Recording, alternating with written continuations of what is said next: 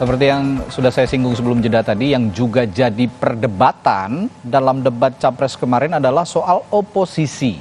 Calon Presiden nomor urut 1 Anies Baswedan menyatakan saat ini rakyat tidak percaya dengan proses demokrasi dan minim sekali ada oposisi. Nah, ini ditanggapi pernyataan Anies Baswedan ini oleh calon presiden nomor urut 2 Prabowo Subianto yang mengatakan Anies menjadi gubernur DKI Jakarta adalah contoh berjalannya demokrasi karena saat itu diusung oleh oposisi, yakni Partai Gerindra yang dipimpin Pak Prabowo. Anies pun mengungkapkan tidak semua orang tahan untuk jadi oposisi. Mas Anies. Saya berpendapat Mas Anies ini agak berlebihan. Mas Anies mengeluh tentang demokrasi ini dan itu dan ini. Mas Anies dipilih jadi gubernur DKI menghadapi pemerintah yang berkuasa. Saya yang mengusung Bapak.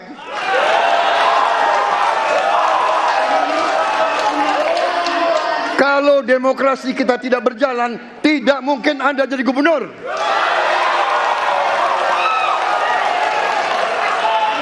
Kalau Jokowi diktator, Anda tidak mungkin jadi gubernur.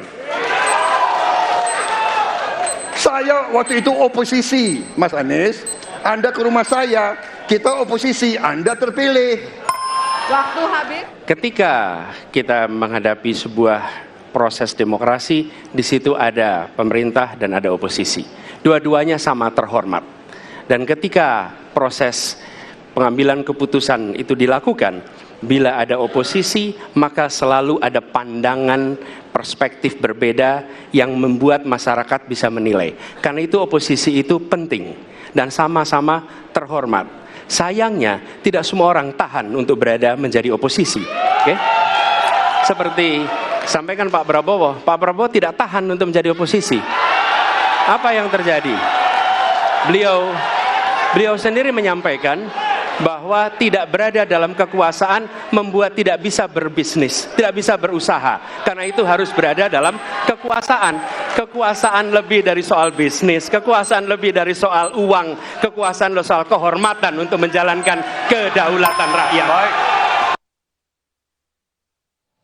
Ya, seru sekali kita menyimak dialog atau debat soal oposisi ini dari Capres nomor 1 dan nomor 2. Kita masih bersama narasumber saya semua, ada Mas Johan Budi, Mbak Putri, dan juga Bung Billy. Saya ke Bung Billy dulu.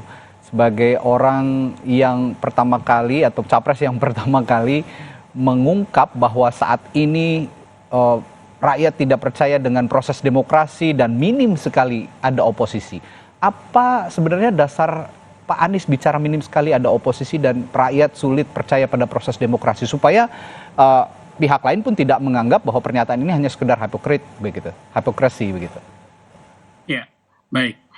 Yang pertama tentu kita perlu melihat hal-hal yang akhir-akhir ini banyak kita lihat tertampang nyata di depan kita ya. Misalkan tentang keputusan MK yang kemarin juga sempat disinggung oleh dua paslon ketika debat.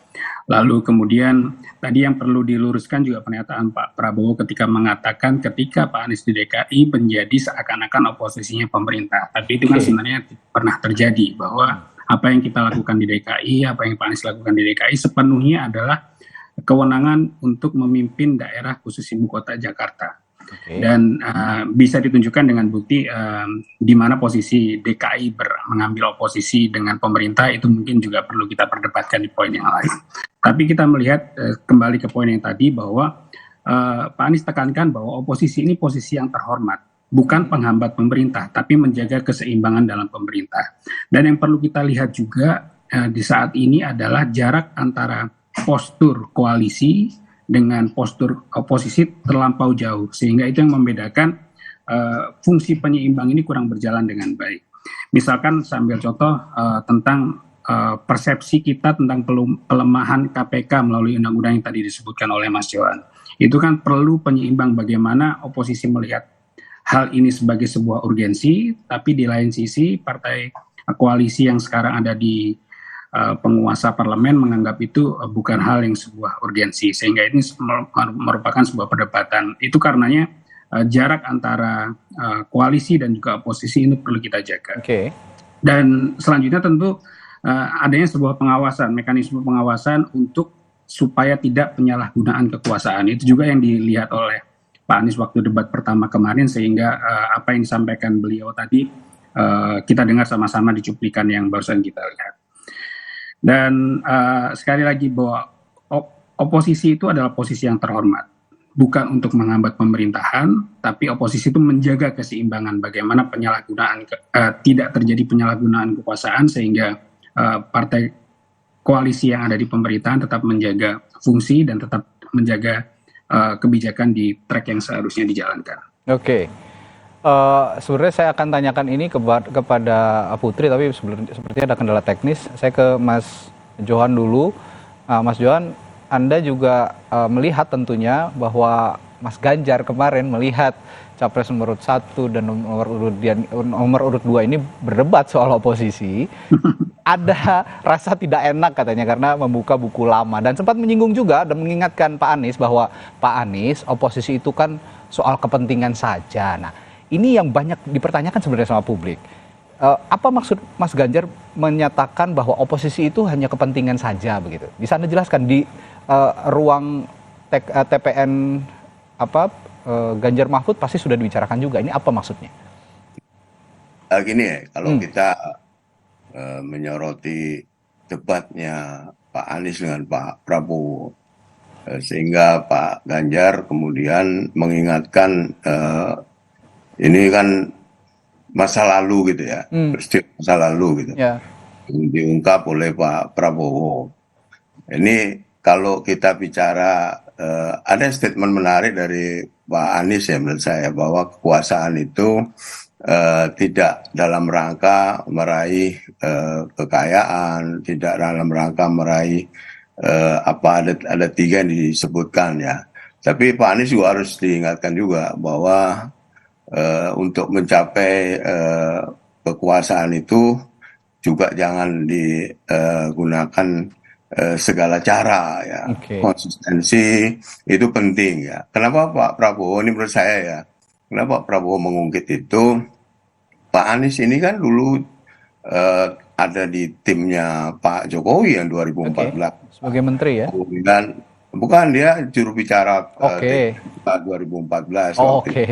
Saya 2019 sebagai juru bicara 01 ya, dan Pak Anies ada di pihaknya Pak Prabowo. Waktu itu yang kemudian dari Pak Anies pindah ke Pak Prabowo. Kemudian sekarang Pak Anies nyalon sendiri kan, yang sebelumnya kan kita pernah dengar tuh Mas Billy, saya tidak akan nyalon kalau Pak Prabowo nyalon gitu, kira-kira gitulah. Ini saya bantu Mbak Putri nih. Tadi yang disampaikan oleh Mas Ganjar adalah bahwa oposisi itu memang pada posisi di mana ketika pemerintahan itu berjalan ya. Sekarang Nasdem, PKB yang mengusung Mas Anies itu masih berada di koalisinya Pak Jokowi loh, jangan lupa. PDI Perjuangan juga sama, masih ada di kabinetnya Pak Jokowi. Jadi yang disebut oposisi itu sebenarnya seperti apa di DPR RI itu? Yang sekarang ini yang lagi berjalan nih ya, yang lagi berjalan adalah PKS dengan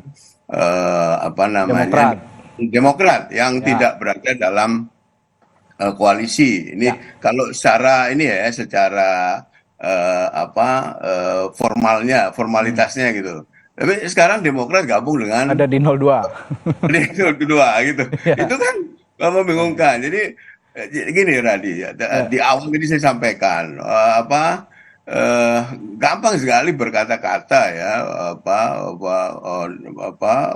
demokrasi itu bagaimana, itu bisa diterjemahkan dengan kata-kata bagaimana demokrasi yang baik, itu tuh gampang dan debat itu kan janji-janji gitu menurut saya. Karena itu baru bisa kita lihat apakah yang diomongkan oleh capres ini itu dilakukan ketika dia jadi presiden gitu. Karena gini, kita ini minim sekali pemimpin yang hari ini mengatakan A, besok juga tetap A itu Oke. jarang. Konsistensi satu. Yang Ya. kedua, kejujuran gitu.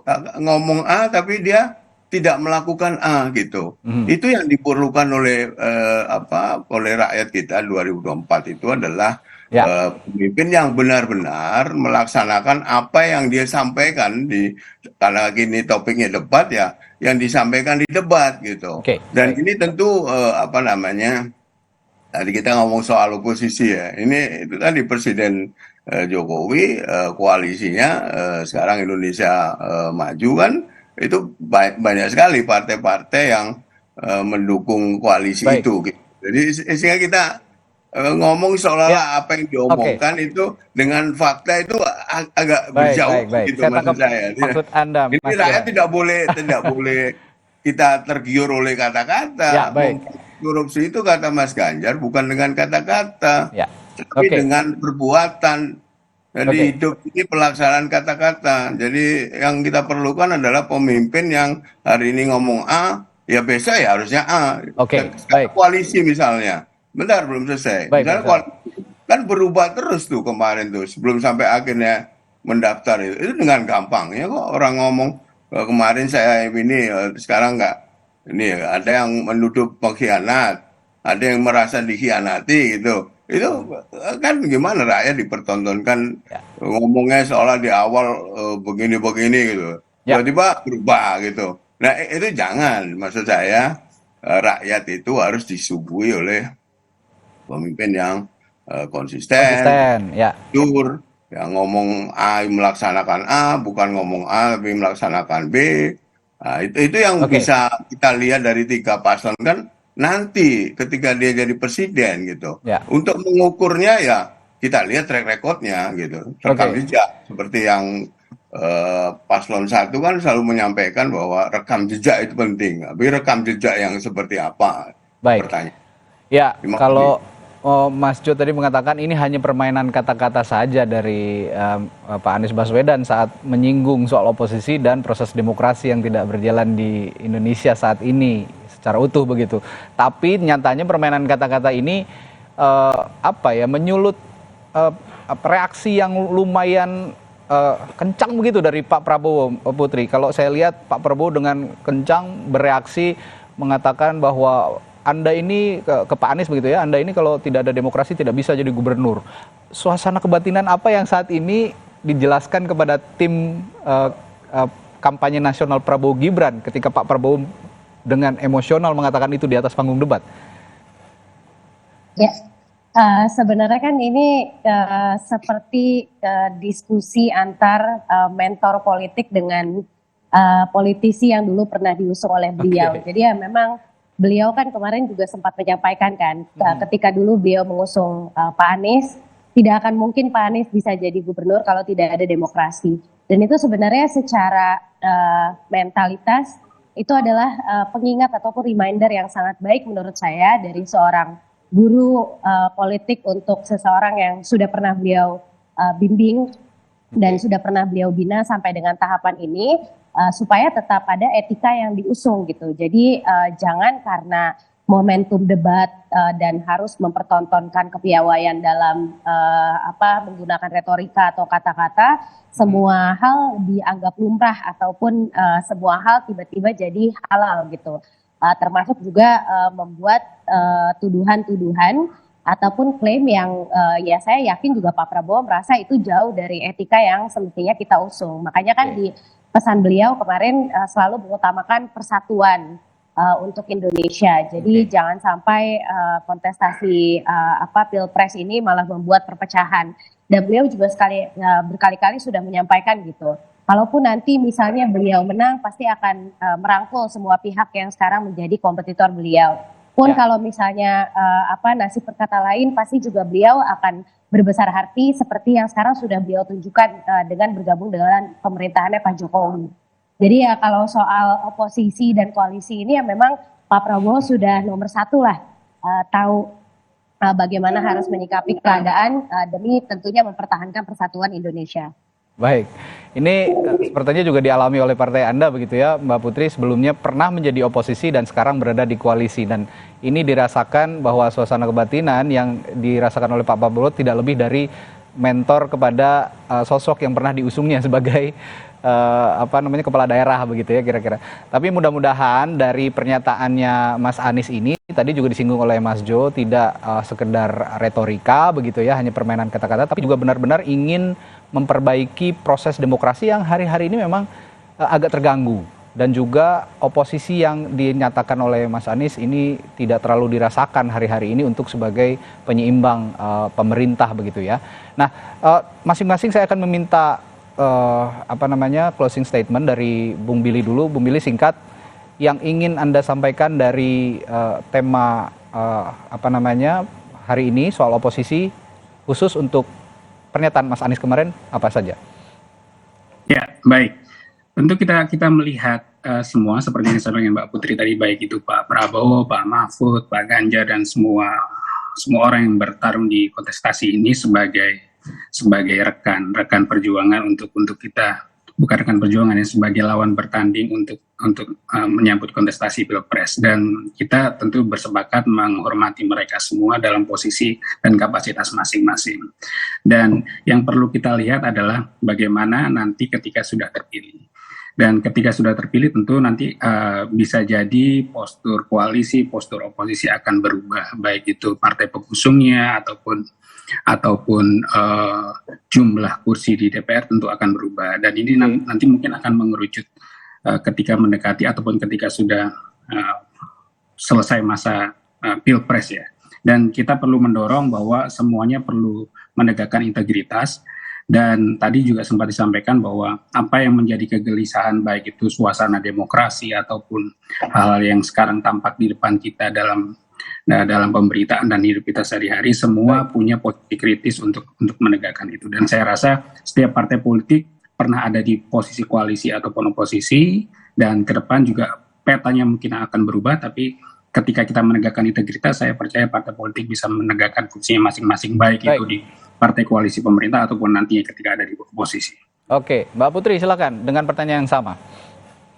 Iya, saya rasa kan memang semestinya kontestasi pemilihan presiden dan wakil presiden ini digunakan sebaik-baiknya untuk saling beradu visi dan misi dan gagasan. Ya. Jadi bukan saatnya lagi kita mencari-cari kesalahan orang, terus malah ketika debat itu dipakai hanya untuk menyerang pihak-pihak tertentu saja gitu. Jadi memang secara perdebatan itu lumrah untuk menggunakan strategi seperti itu, tapi akhirnya setelah itu bahkan publik masih banyak yang bertanya-tanya gitu terkait dengan efektivitas dari visi misi dan juga program kerja yang nanti akan diusung masing-masing pihak terkait dengan tema yang kemarin dipertanyakan gitu, tentang hukum, HAM, dan pemberantasan korupsi.